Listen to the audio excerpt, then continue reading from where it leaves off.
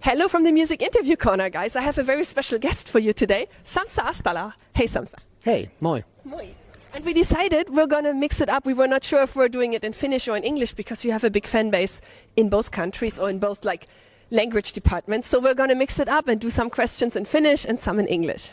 Sun uusi sinkkubiisi Legendaa juuri julkaistiin perjantaina. Millaista oli reaktiot? No, kiitos kysymästä.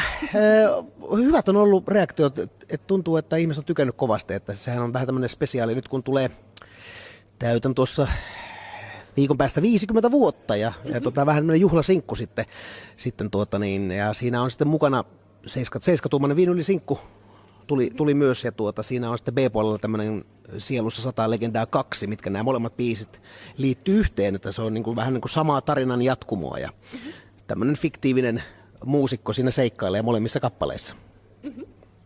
Maybe we can switch to English now.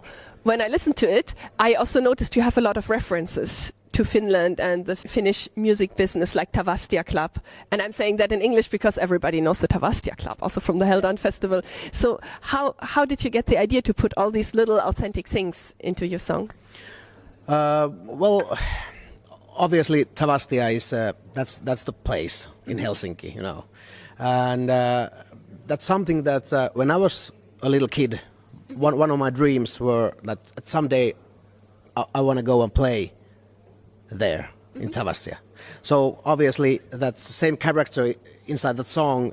He has the same idea and the same goal that someday I'm gonna play in Tavastia. And in that song, yeah, they were supposed to play, but we don't really know did they play because there was some. It wasn't a happy ending in that song. Yeah, it was made me a little bit sad, but it's a really great song. Millaista oli Legenda-biisin äänitysprosessi? No, se oli oikein mukava. Me tehtiin ne molemmat kappaleet, Legendaa sekä Sielussa 100 samalla tiimillä. Siinä on rummuissa mun ihan ensimmäinen oikea bändi 31 vuoden takaa. Vepsäläisen Tero tuli siihen soittamaan rummut.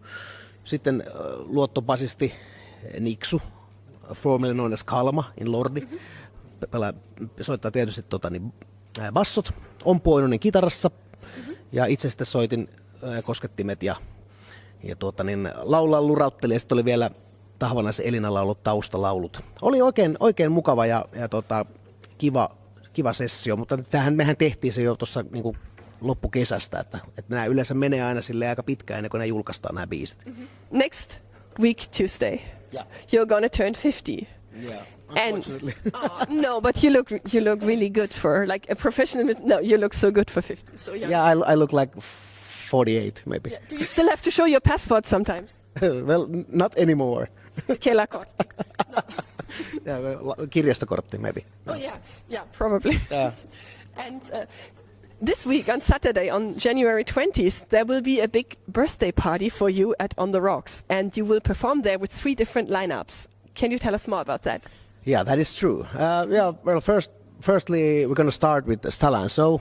That was the band that when I got fired from Lordi, the band that I started with my friends. We start with that. Then in the middle there's my solo band, and also we're going to play my solo stuff in Finnish, but also we're going to do some Lordi songs, obviously. Kalma and Ava are joining us, and then also we're gonna do this little surprise that we're gonna reform my first real band, like also. So we're gonna do at least one song with that, and then at the end of the evening we're gonna play some Mötley Crüe songs in Finnish. So it's Mötikkä time. Yes. And it's been a year and a half last time we played, and last time we played in public was before this whole Corona thing, so it's been a while. So it's like almost like playing for the first time again. Yeah, it's a comeback gig, and then also it's a farewell gig. Like every Mötikkä gig the first half is comeback, and then the last is farewell. Amazing, until the next comeback happens. Because it's so fashionable nowadays, doing comebacks and farewells. So it's. I think the Eagles were the most dramatic. They did it in the most dramatic way. But I feel this is also very dramatic when you make everything a comeback and a farewell gig at the same time. Yeah, just like Mötley Crüe did. Oh, of course. That's how it's supposed to be. Yeah. Yeah. Yes, you just said that you were in different bands over your whole career. One was Lordi, of course, and then Stalla and so, and Mötika, as you just said. What is for you the biggest difference between being a member of a band and working as a solo artist? Well, as a solo artist, I can make every decision, but at the same time, I have to make every decision. So it's a plus and minus. It's easier in a band because you can share the workload and everything else, but at the same time, then you need to be good to make compromises inside the band. But then when you're a solo artist, you can do whatever you like. But of course, even though I'm a solo artist, I still have the guys who I'm playing with. So it kind of feels like a band at the same time, because even though I'm doing the decisions, I'm asking their opinions in different stuff, and well, it's like I said, more responsibility, but then more power. Ja, mun seuraava kysymys on tämä. Sulla on se upea logo ja sulla on myös se tatuointi. Kuka suunnitteli tämä? Juha Cyanide Syrjänen. Hän on tehnyt kaikki mun levyn kannet ja kaikki paitajutut ja muut ja myös tämän logon. Näkeekö kamera siellä? Joo. Eli hän on mulle semmoinen luottokaveri ja meillä jotenkin tuo yhteistyö toimii hienosti. Että mä saatan heittää jonkun pienen idean, että vähän sen tyyppistä, sit sieltä tulee, että mites tää, niin se on heti silleen, että tää on täydellistä. Ihana. And what is your biggest dream for the future?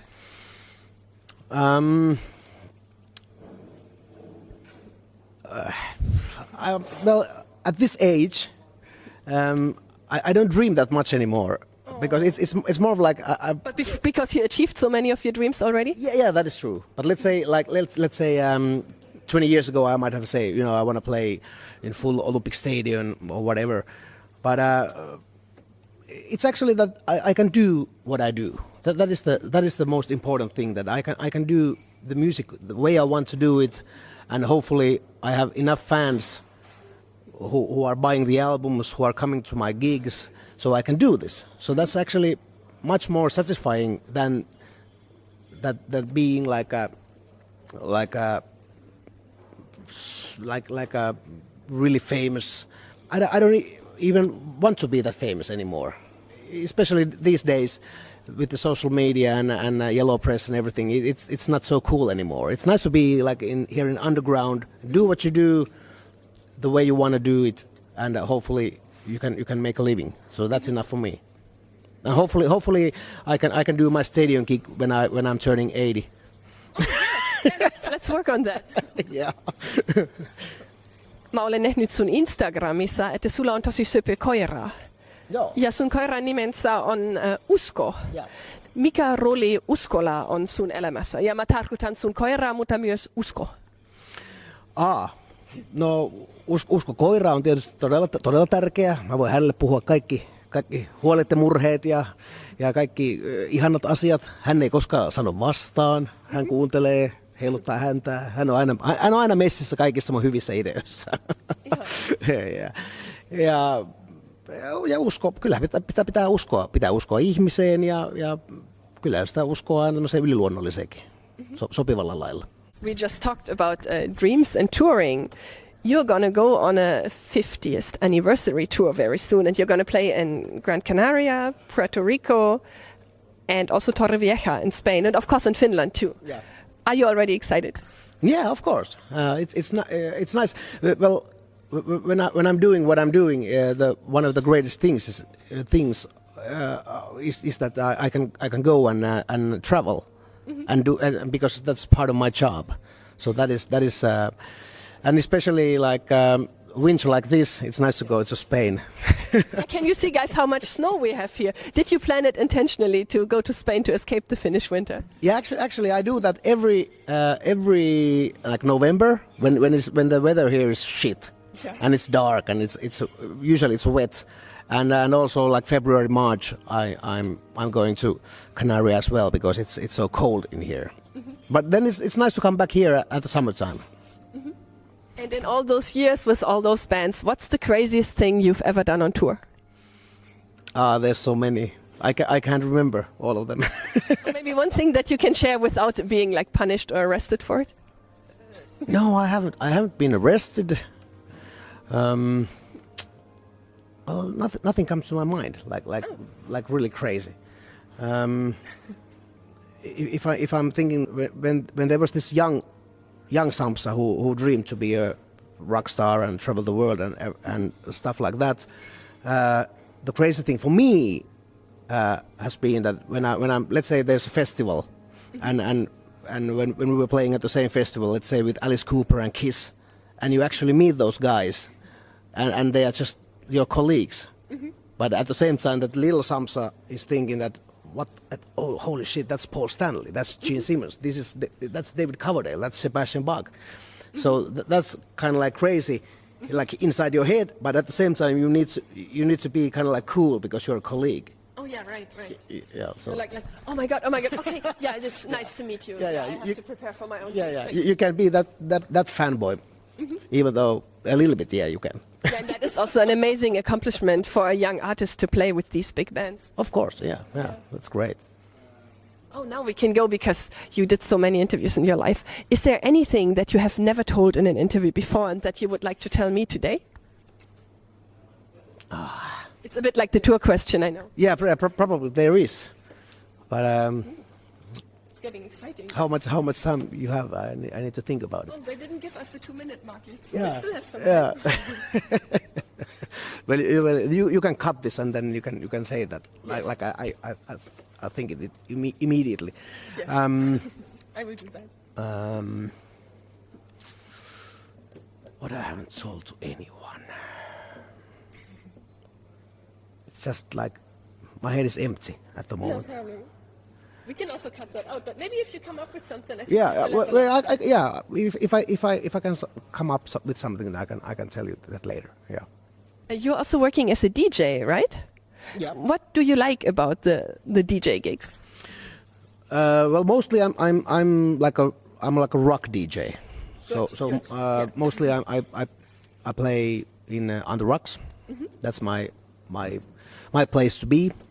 And I also I'm not like a DJ like nowadays. There's DJ who's playing the same song like 3 hours, but I'm playing songs like good songs. We need more DJs like you. Yeah, and then me and my friend Mikke, we have this rock disco at On the Rocks as well. So we are playing rock songs that you can dance to and you can have a good time with it. That's something that I like to do. I do maybe like once a month, twice a month. That's enough for me. Well, sometimes they are hiring me doing, for example, right before Christmas, they hired me. This is something that I haven't tell it to anyone in an interview. So it was a couple of weeks before Christmas. They wanted me to DJing this one like party, whatever party it was.